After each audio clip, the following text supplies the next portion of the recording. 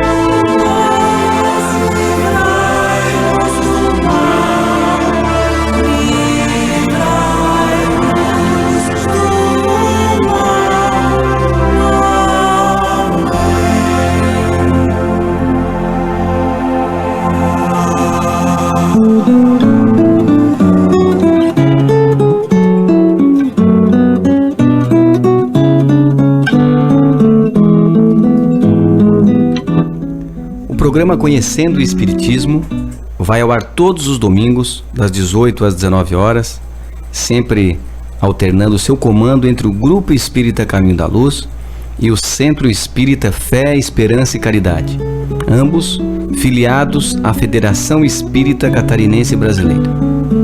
O programa de hoje está a cargo do Grupo Espírita A Caminho da Luz.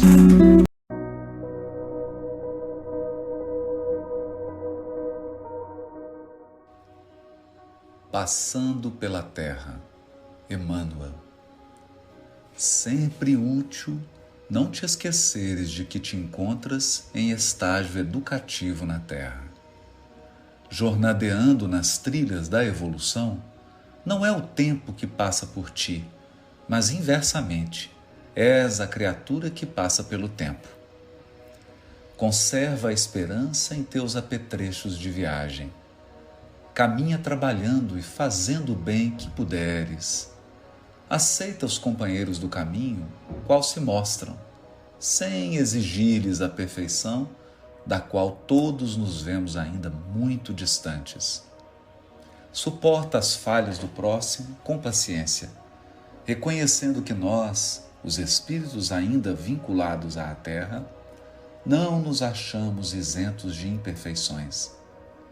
Levanta os caídos e amparam os que tropecem. Não te lamentes.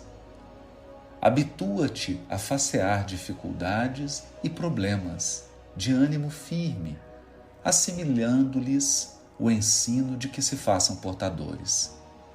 Não te detenhas no passado, embora o passado deva ser uma lição inesquecível no arquivo da experiência.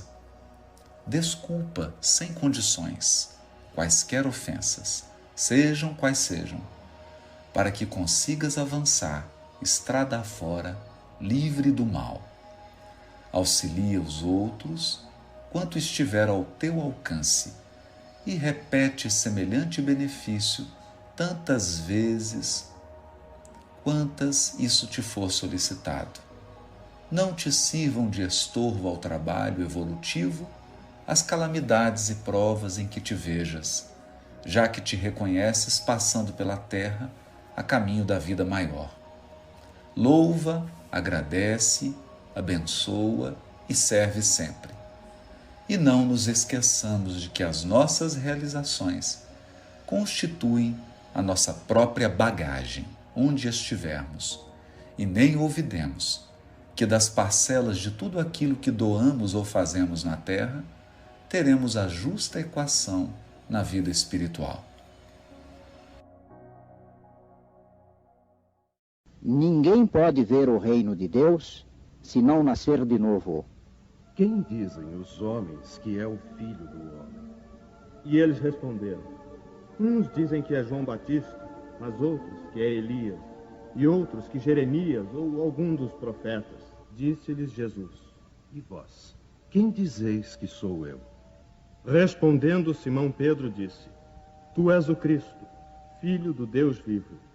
Bem-aventurado és, Simão, filho de Jonas, porque não foi a carne e o sangue que te revelaram isso, mas sim meu Pai, que está nos céus. E chegou a Herodes, tetrarca, notícia de tudo que Jesus obrava.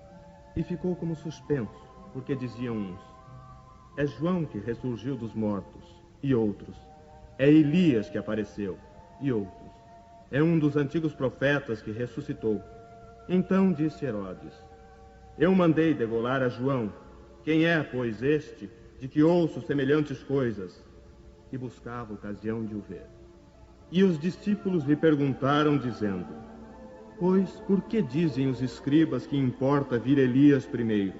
Elias certamente há de vir e restabelecerá todas as coisas. Digo-vos, porém, que Elias já veio, e eles não o conheceram. Antes fizeram dele quanto quiseram. Assim também o Filho do Homem há de padecer às suas mãos. Então compreenderam os discípulos que de João Batista é que ele lhes falara. Ressurreição e reencarnação. A reencarnação fazia parte dos dogmas judeus sob o nome de ressurreição. Somente os saduceus, que pensavam que tudo acabava com a morte, não acreditavam nela. As ideias dos judeus sobre essa questão, como sobre muitas outras, não estavam claramente definidas porque só tinham noções vagas e incompletas sobre a alma e sua ligação com o corpo. Eles acreditavam que um homem podia reviver sem terem uma ideia precisa da maneira por que isso se daria, e designavam pela palavra ressurreição o que o Espiritismo chama mais justamente de reencarnação. Com efeito, a ressurreição supõe o retorno à vida do próprio cadáver, o que a ciência demonstra ser materialmente impossível, sobretudo quando os elementos desse corpo já estão há muito dispersos e consumidos. A reencarnação é a volta da alma ou espírito à vida corpórea, mas num outro corpo, novamente constituído, e que nada tem a ver com o antigo. A palavra ressurreição podia assim aplicar-se a Lázaro, mas não a Elias, nem aos demais profetas. Se, portanto, segundo sua crença, João Batista era Elias, o corpo de João não podia ser o de Elias, pois que João tinha sido visto criança e seus pais eram conhecidos. João podia ser, pois, Elias reencarnado, mas não ressuscitado. E havia um homem dentre os fariseus por nome Nicodemos, senador dos judeus. Este, uma noite, veio buscar a Jesus e disse-lhe: Rabi, sabemos que és mestre, vindo da parte de Deus, porque ninguém pode fazer estes milagres que tu fazes se Deus não estiver com ele. Na verdade te digo que não pode ver o reino de Deus senão aquele que renascer de novo. Nicodemos lhe disse: Como pode um homem nascer sendo velho? Porventura pode entrar no ventre de sua mãe e nascer outra vez? Em verdade te digo que quem não nascer da água e do Espírito não pode entrar no reino de Deus. O que é nascido da carne é carne, e o que é nascido do Espírito é Espírito. Não te maravilhes de eu te dizer que importa-vos nascer de novo. O Espírito sopra onde quer, e tu ouves a sua voz. Mas não sabes de onde ele vem, nem para onde vai. Assim é todo aquele que é nascido do Espírito. Perguntou Nicodemos: Como se pode fazer isso? Tu és mestre em Israel e não sabes estas coisas? Em verdade te digo que nós dizemos o que sabemos e damos testemunho do que vemos. E vós, com tudo isso, não recebeis o nosso testemunho. Se quando eu vos tenho falado das coisas terrenas, ainda assim não me credes, como creríeis se eu vos falasse das celestiais?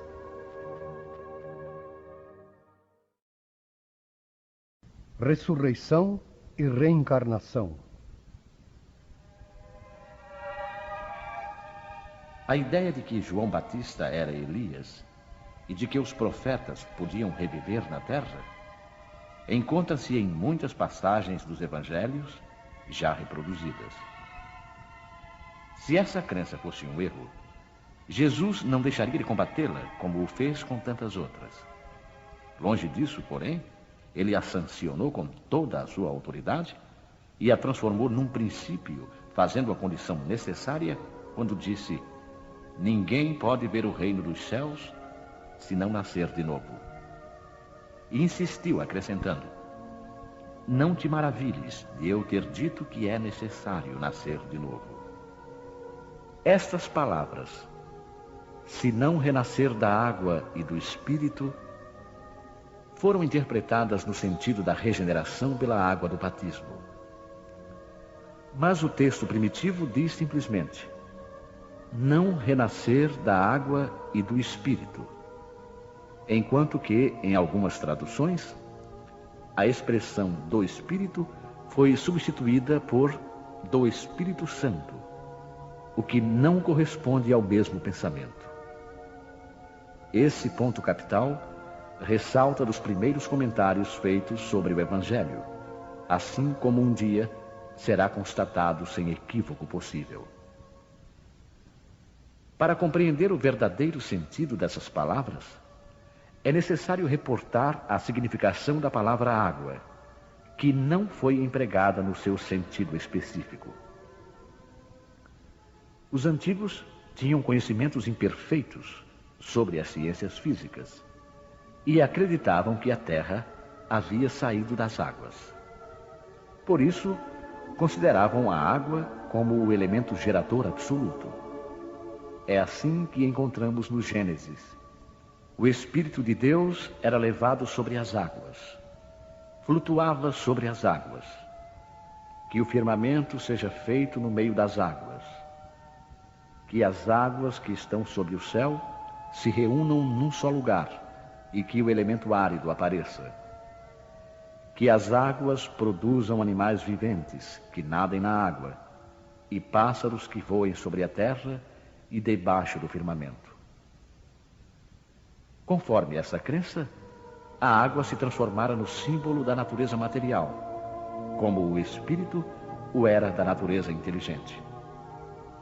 Estas palavras, se o homem não renascer da água e do espírito, ou na água e no espírito, significam, pois, se o homem não renascer com o corpo e a alma. Deste sentido é que foram compreendidas no princípio. Esta interpretação se justifica, aliás, por estas outras palavras. O que é nascido da carne é carne, e o que é nascido do espírito é espírito. Jesus faz aqui uma distinção positiva entre o espírito e o corpo. O que é nascido da carne é carne, indica claramente que o corpo procede apenas do corpo e que o espírito é independente dele. O espírito sopra onde quer e ouves a sua voz, mas não sabes de onde vem nem para onde vai. É uma passagem que se pode entender pelo Espírito de Deus que dá a vida a quem quer ou pela alma do homem.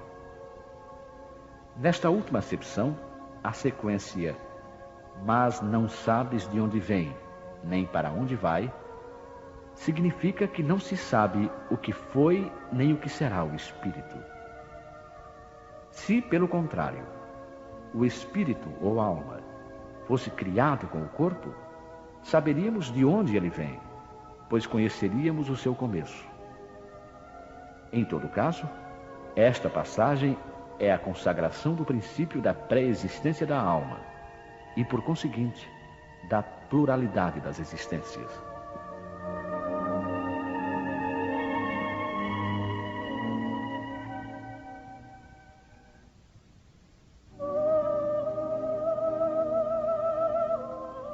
Desde os tempos de João Batista até agora, o reino dos céus é tomado pela força, e os que fazem violência são os que o arrebatam. Por que todos os profetas e a lei, até João, profetizaram?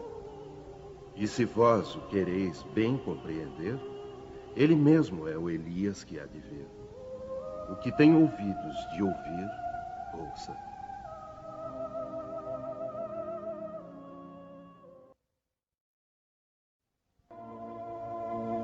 Se o princípio da reencarnação, expresso em São João, podia, a rigor, ser interpretado num sentido puramente místico, já não aconteceria o mesmo nesta passagem de São Mateus, onde não há equívoco possível. Ele mesmo é o Elias que há de vir. Aqui não existe figura nem alegoria. Trata-se de uma afirmação positiva. Desde o tempo de João Batista até agora, o reino dos céus é tomado pela força. Que significam estas palavras, pois João ainda vivia no momento em que foram ditas? Jesus as explica ao dizer: e se vós o quereis bem compreender, ele mesmo é o Elias que há de vir. Ora, João tendo sido Elias, Jesus alude ao tempo em que João vivia com o nome de Elias. Até agora o reino dos céus é tomado pela força, é outra alusão à violência da lei mosaica, que ordenava o extermínio dos infiéis para a conquista da terra prometida, paraíso dos hebreus, enquanto que, segundo a nova lei, o céu é ganho pela caridade e pela brandura. A seguir acrescenta: o que tem ouvidos de ouvir, ouça. Essas palavras, tão frequentemente repetidas por Jesus, exprimem claramente que nem todos estavam em condições de compreender certas verdades.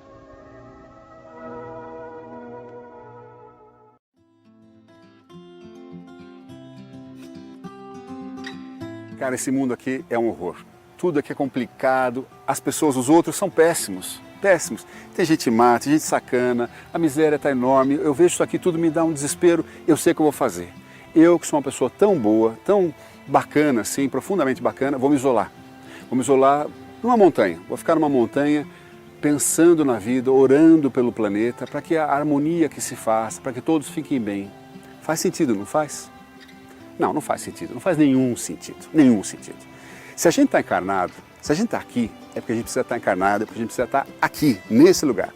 Se você mora em São Paulo, em Curitiba, Porto Alegre, Belo Horizonte, Fortaleza, Recife, Salvador, no interior de qualquer desses estados brasileiros, onde seja, numa grande metrópole, numa pequena cidade, num país da América Latina, num país desenvolvido da América do Norte, ou da Europa, ou da Oceania, ou da Ásia, não importa onde esteja.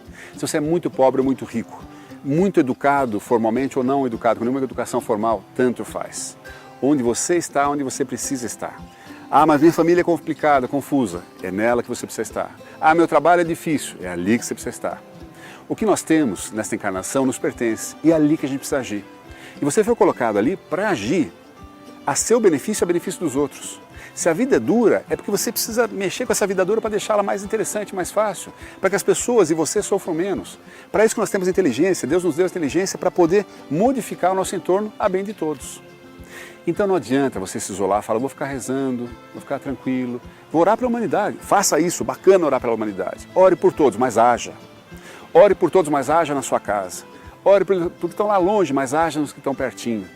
É ali, com o seu marido, com sua mulher, com seu filho, com seu pai, com sua mãe, com seu chefe, com seu subordinado, com seu cunhado, com seu vizinho, com o síndico do prédio, aquele chato, com o porteiro, com todo mundo que você tem que agir. Agir no bem, na paz. Distribuindo o que você reza, você pede equilíbrio? Distribua equilíbrio. Você pede paz? Distribua paz. Você pede felicidade, alegria? Distribua isso. Pede saúde? Distribua a saúde. Você consegue. Com as suas atitudes, com o seu sorriso, com o seu olhar, com a sua palavra, com o seu silêncio, você abençoa todo o seu entorno. Haja profundamente, não se isole.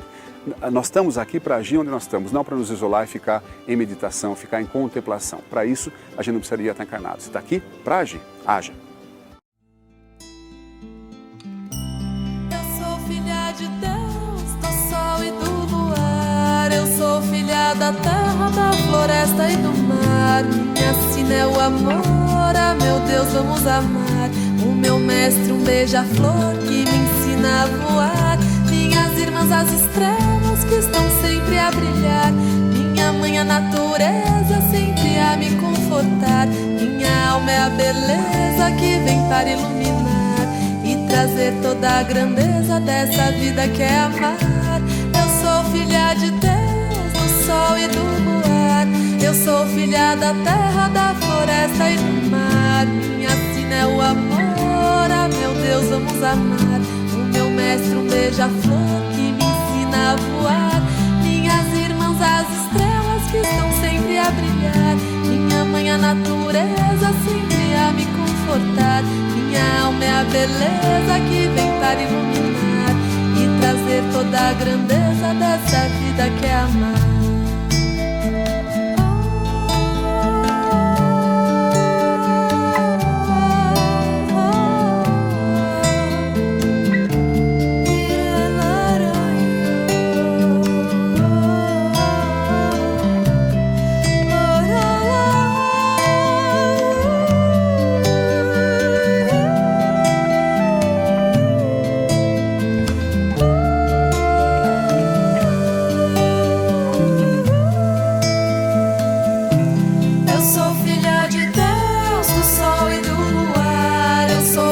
Da terra, da floresta e do mar. Minha sina é o amor, ah, meu Deus, vamos amar.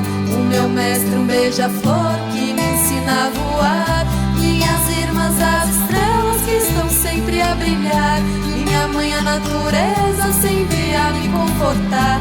Minha alma é a beleza que vem para iluminar e trazer toda a grandeza dessa vida que é amar.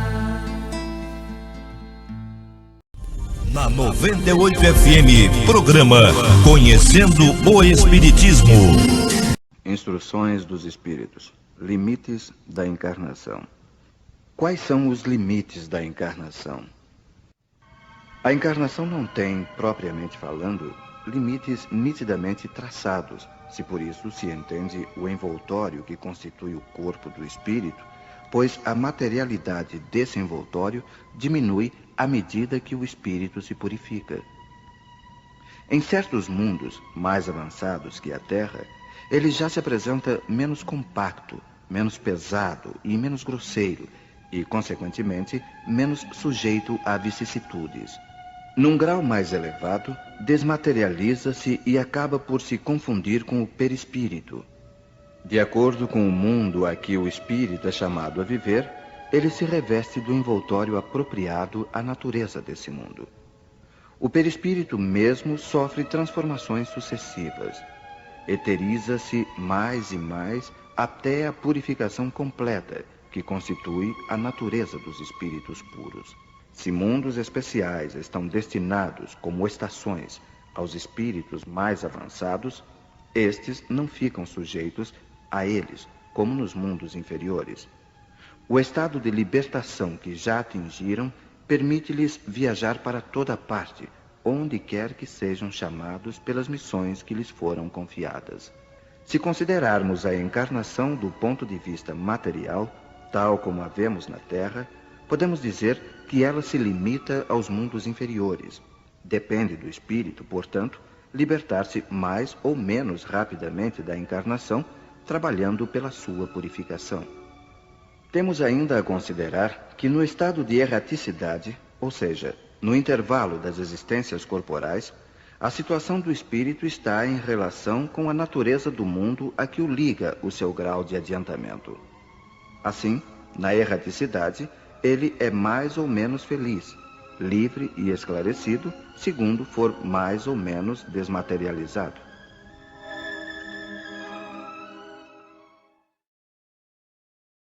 Necessidade da encarnação. São Luís, Paris, 1859.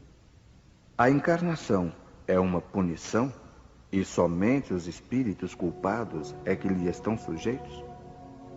A passagem dos espíritos pela vida corpórea é necessária para que eles possam realizar, com a ajuda do elemento material, os propósitos cuja execução Deus lhes confiou.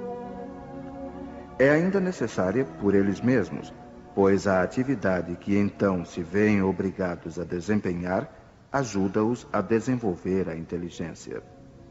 Deus, sendo soberanamente justo, deve aquinhoar equitativamente a todos os seus filhos. É por isso que ele concede a todos o mesmo ponto de partida, a mesma aptidão, as mesmas obrigações a cumprir e a mesma liberdade de ação. Todo privilégio seria uma preferência, e toda preferência uma injustiça. Mas a encarnação, para todos os espíritos, é apenas um estado transitório. É uma tarefa que Deus lhes impõe, no princípio da existência, como primeira prova do uso que farão do seu livre arbítrio. Os que executam essa tarefa com zelo sobem rapidamente e de maneira menos penosa os primeiros degraus da iniciação e gozam mais cedo o resultado do seu trabalho. Os que, ao contrário, fazem mau uso da liberdade que Deus lhes concede, retardam o seu progresso. E é assim que, por sua obstinação, podem prolongar indefinidamente a necessidade de se reencarnarem. E é então que a encarnação se torna um castigo. Uma comparação vulgar nos fará melhor compreender esta diferença.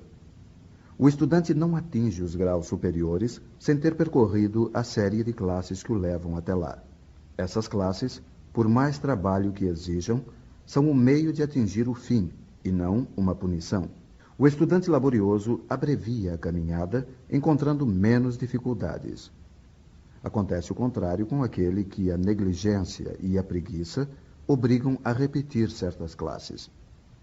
Não é, porém, o estudo que constitui uma punição, mas a obrigação de recomeçá-lo em cada classe. É o que se passa com o homem na Terra. Para o espírito do selvagem, que está quase no começo da vida espiritual, a encarnação é um meio de desenvolver a inteligência. Mas, para o homem esclarecido, em que o senso moral está largamente desenvolvido e que se vê obrigado a repetir as etapas de uma vida corporal cheia de angústias, enquanto já podia ter atingido o fim, é um castigo pela necessidade em que se acha de prolongar a sua permanência nos mundos inferiores e infelizes. Aquele que, ao contrário, trabalha ativamente para o seu progresso moral, pode não somente abreviar a duração de sua encarnação material, mas franquear de uma vez os graus intermediários que o distanciam dos mundos superiores. Os espíritos não poderiam encarnar-se uma só vez num mesmo globo e passar suas diferentes existências em diferentes esferas? Esta opinião seria admissível se todos os homens estivessem, na Terra, exatamente no mesmo nível intelectual e moral. As diferenças existentes entre eles, desde o selvagem até o homem civilizado, revelam os graus que têm de percorrer. A encarnação, aliás, deve ter uma finalidade útil. Ora, qual seria a finalidade das encarnações efêmeras, como as das crianças que morrem em tenra idade? Teriam sofrido sem qualquer proveito, nem para elas, nem para os outros? Deus, cujas leis são todas soberanamente sábias, nada fez de inútil. Pelas reencarnações no mesmo globo, quis que os mesmos espíritos se pusessem de novo em contato, tendo assim ocasião de reparar as suas faltas recíprocas. E tendo em conta as suas relações anteriores, quis ainda fundar sobre uma base espiritual os laços de família, apoiando numa lei natural os princípios da solidariedade, fraternidade e igualdade.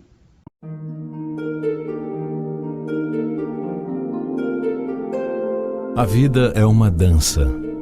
Quando uma porta se fecha, outra se abre. Quando um caminho termina, outro começa. Nada é estático no universo. Tudo se move sem parar e tudo se transforma sempre para melhor. Habitue-se a pensar desta forma. Tudo que chega é bom, tudo que parte também. É a dança da vida. Dance-a da forma como ela se apresentar, sem apego ou resistência. Não se apavore com as doenças. Elas são despertadores, têm a missão de nos acordar. De outra forma, permaneceríamos distraídos com as seduções do mundo material, esquecidos do que viemos fazer neste planeta. O universo nos mandou aqui para coisas mais importantes do que comer, dormir, pagar contas. Viemos para realizar o divino em nós. Toda inércia é um desserviço à obra divina. Há um mundo a ser transformado. Seu papel é contribuir para deixá-lo melhor do que você o encontrou. Recursos para isso você tem, só falta a vontade de servir a Deus servindo aos homens. Não diga que as pessoas são difíceis e que convivência entre seres humanos é impossível. Todos estão se esforçando para cumprir bem a missão que lhes foi confiada. Se você já anda mais firme, tenha paciência com seus companheiros de jornada. Embora os caminhos sejam diferentes, estamos todos seguindo na mesma direção, em busca da mesma luz. E sempre que a impaciência ameaçar a sua boa vontade com o caminhar de um semelhante, faça o exercício da compaixão. Ele vai ajudá-lo a perceber que, na verdade, ninguém está atrapalhando o seu caminho, nem querendo lhe fazer nenhum mal. Está apenas tentando ser feliz, assim como você. Quando nos colocamos no lugar do outro, algo muito mágico acontece dentro de nós. O coração se abre, a generosidade se instala dentro dele e nasce a partir daí uma enorme compreensão acerca do propósito maior da existência, que é a prática do amor. Quando olhamos uma pessoa com os olhos do coração, percebemos o parentesco de nossas almas. Somos uma só energia, juntos formamos um imenso tecido de luz. Não existem as distâncias físicas. A física quântica já provou que é tudo uma ilusão. Estamos interligados por fios invisíveis que nos conectam ao Criador da vida.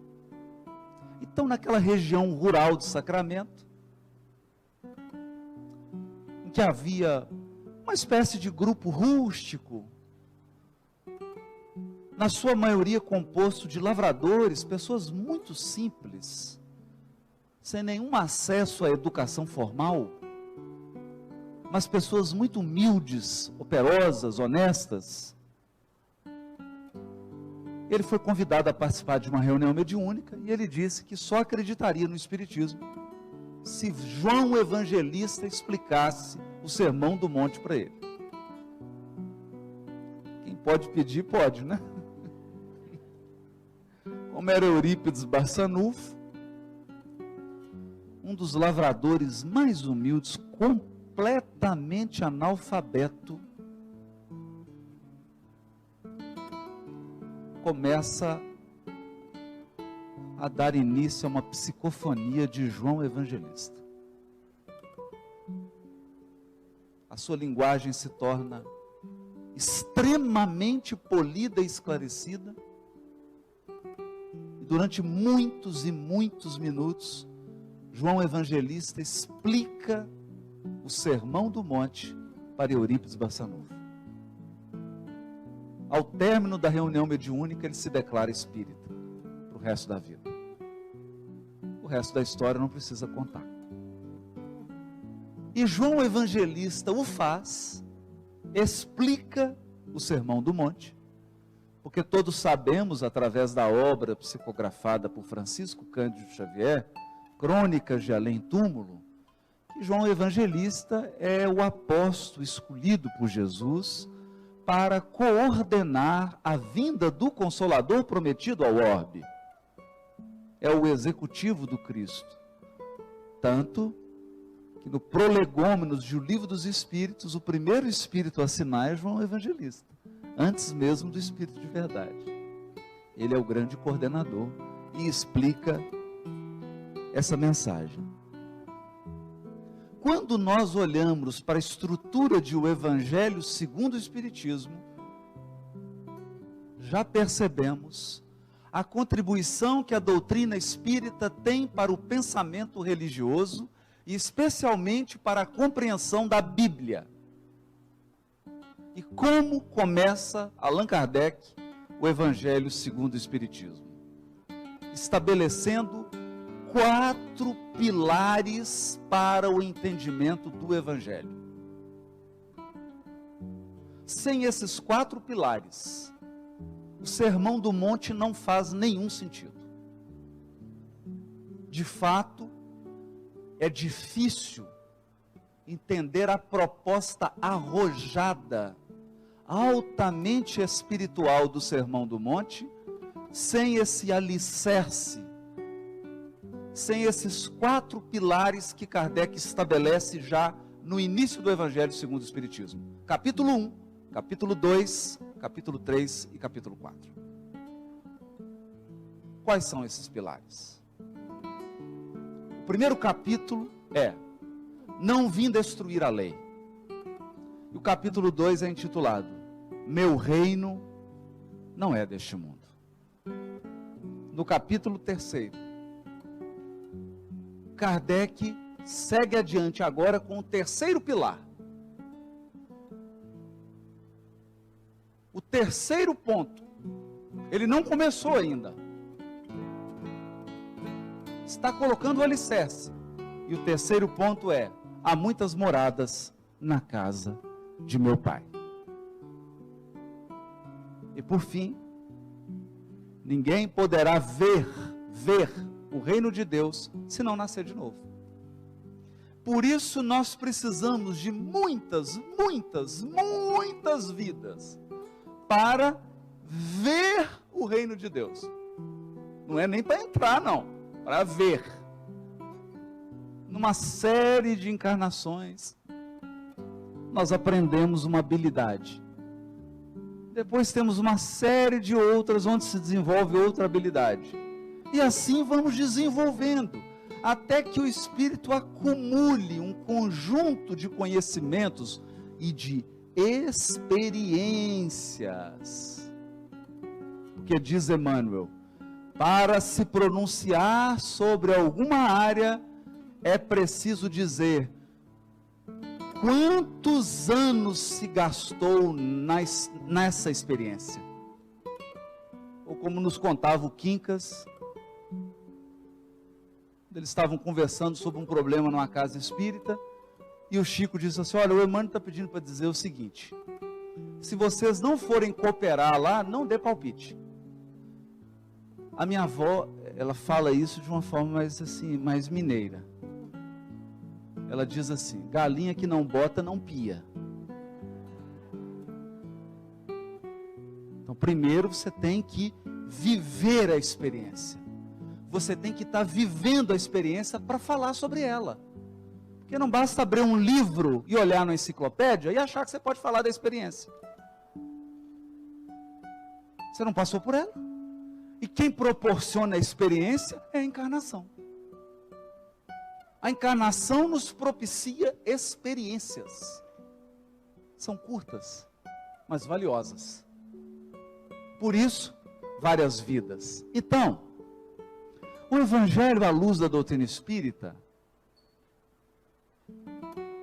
não está preocupado com a cor da sua pele. Porque na esfera em que Jesus vive não tem pele. Não tem mais pele. O Evangelho de Jesus não está preocupado em que planeta você mora. Porque espíritos da esfera do Cristo têm cidadania cósmica. E o Evangelho não vem falar para o Haroldo, porque Haroldo é uma personalidade, é uma encarnação. O Evangelho vem falar para o nosso espírito imortal. O cargo que se ocupa, com quem que você está casado, onde você mora, qual que é a sua altura, qual que é o tamanho da sua cintura, se você está mais encarnado ou menos encarnado, isso não importa. Porque o Evangelho não vem para falar para a sua situação de hoje apenas. Ele não está falando para a sua situação de hoje. Está falando para a sua situação eterna. É diferente. É diferente. Agora, nós temos os 4 alicerces para começar a falar do Sermão do Monte. Percebe? Eu não sei quanto a vocês, mas quando eu descobri isso, eu falei: meu Deus, a doutrina espírita tem uma profunda contribuição a dar para todas as outras religiões. Contribuição, porque nós somos irmãos. Nós temos uma leitura do Evangelho que é única. É incomparável.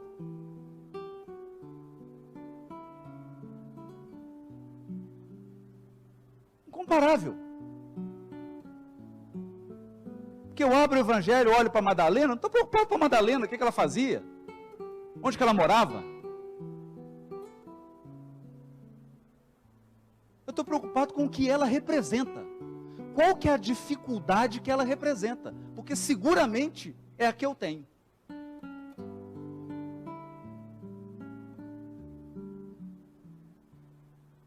Tem muita gente preocupada com Judas, mas ele já está redimido. Humberto de Campos entrevistou ele em Jerusalém. Ele falou: não, já está tudo resolvido. Eu encarnei várias vezes, estou tranquilo, venho aqui todo ano, olhar Jerusalém, já está tudo resolvido. O problema é o Judas que tem dentro de mim, que assume um compromisso no mundo espiritual e depois que encarna, abandona todos os compromissos. Então a visão muda. A ótica se altera. E a primeira aplicação prática disso, e Kardec vai assim aos pouquinhos, né? Vai a injeção assim aos pouquinhos. Primeiro exemplo que ele dá está no capítulo 5. E adivinhe onde ele começa a interpretar o Evangelho? Pelas bem-aventuranças.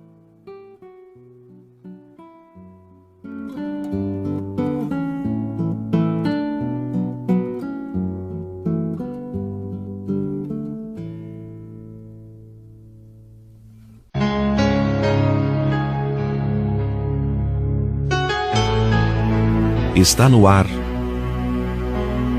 Momento Espírita, o programa que traz o espiritismo para bem perto de você.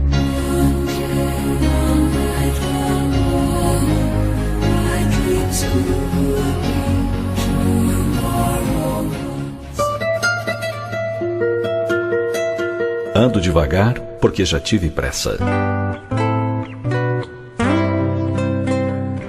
Ando devagar porque já tive pressa. Pressa de ter tantas coisas, de chegar a tantos lugares. Pressa do ter, do parecer. Mas hoje ando a passo lento, pois já entendo que a vida é uma busca de si mesmo, do ser. Ser melhor, ser amável, ser amigo, ser sensível, ser compassivo, ser caridoso. Hoje compreendo que é preciso paz para poder sorrir, pois o sorriso verdadeiro, a felicidade autêntica, vem da paz de espírito, a paz de consciência de quem segue o caminho do bem a todo custo. Entendo também que as chuvas são bem-vindas e que sem elas não há floradas, pois é preciso chuva para florir. A dor nos esculpe a alma quando bem entendida, quando bem absorvida nos passos diários da lida. Ando devagar porque já tive pressa. Pressa do sucesso a qualquer custo. Pressa de ser popular, de ser o primeiro, de agradar a todos. Mas hoje ando tranquilo, percebendo mais as manhas e as manhãs, o sabor das massas e das maçãs, absorvendo a vida em toda a sua plenitude. O viver pode ser o mesmo, as circunstâncias podem permanecer inalteradas, mas minhas lentes são outras. Enxergo tudo de outra forma. E o mais importante de tudo, descobri que para cumprir a vida, para cumprir meu papel, minha missão aqui, preciso compreender minha própria marcha. Sêneca, antigo sábio, afirmou que nenhum vento é a favor para quem não sabe para onde ir. Então compreender a marcha é fundamental. Precisamos saber para onde estamos indo. Precisamos saber o que é nossa marcha, nossa vida. Só então posso ir tocando em frente, com simplicidade e devoção, com alegria e coração. Pois todos temos talento, todos carregamos o dom de ser capaz e ser feliz. A felicidade não é para poucos, não, é para todos. E cada um a vai encontrando no seu tempo, no seu momento, da sua forma. Ando devagar porque já tive pressa. Pressa de partir. Já quis desistir de tudo em alguns momentos, mas hoje ando como quem em câmera lenta, com a coragem de quem quer ficar e ver tudo até o fim. Carrego esse sorriso porque já chorei demais, mas isso não quer dizer que não voltarei a derramar alguma gota dos olhos. Significa apenas que os sorrisos serão a regra, a lágrima, exceção. Ando devagar no passo curto dos meus filhos, pois se resolver andar acelerado, os deixarei para trás. Ando devagar para perceber o sabiá cantador, pois se torno minha vida uma bomba relógio, passo a não perceber a vida que passa ao largo de meus passos, e assim, os sabiás passam a não existir mais. Ando devagar para ainda conseguir olhar onde piso, e não esmagar nada, nem ninguém com minha desatenção ou deselegância. Ando devagar para pensar um tanto mais antes de agir, para escolher as palavras certas, para digerir uma ideia nova, para escolher um caminho, para silenciar a mim mesmo por alguns instantes. Ando devagar, porque já tive pressa.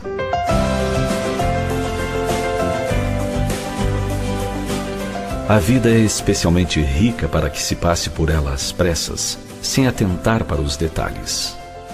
O mundo é pleno de belezas para que se o percorra aos saltos, sem nos determos a descobrir as belezas das flores, os segredos das matas, o encanto das fontes.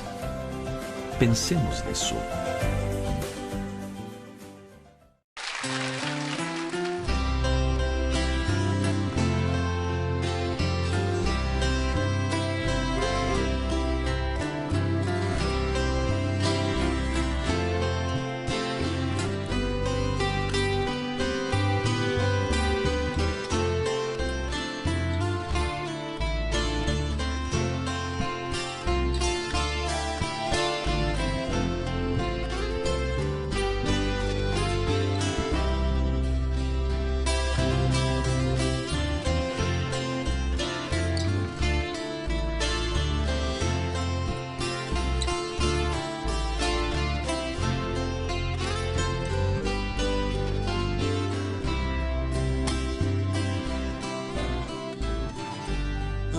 devagar, porque já tive pressa e levo este sorriso, porque já chorei demais. Hoje me sinto mais forte, mais feliz, quem sabe. Só levo a certeza de que muito pouco eu sei, ou nada sei. Conhecer as manhãs e as manhãs, o sabor das massas e das maçãs. É preciso amor para poder pulsar, é preciso paz para poder sorrir, é preciso a chuva para florir. Penso que cumprir a vida seja simplesmente compreender a marcha, ir tocando em frente. Como um velho boiadeiro, levando a boiada, eu vou tocando os dias. Pela longa estrada eu vou, estrada eu sou. Conhecer as manhãs e as manhãs, o sabor das massas e das maçãs. É preciso amor para poder pulsar, é preciso paz para poder sorrir, é preciso a chuva para florir. Todo mundo ama um dia, todo mundo chora, um dia a gente chega, no outro vai embora. Cada um de nós compõe a sua história, cada ser em si carrega o dom de ser capaz de ser feliz. Conhecer as manhãs e as manhãs, o sabor das massas e das maçãs. É preciso amor para poder pulsar, é preciso paz para poder sorrir, é preciso a chuva para florir.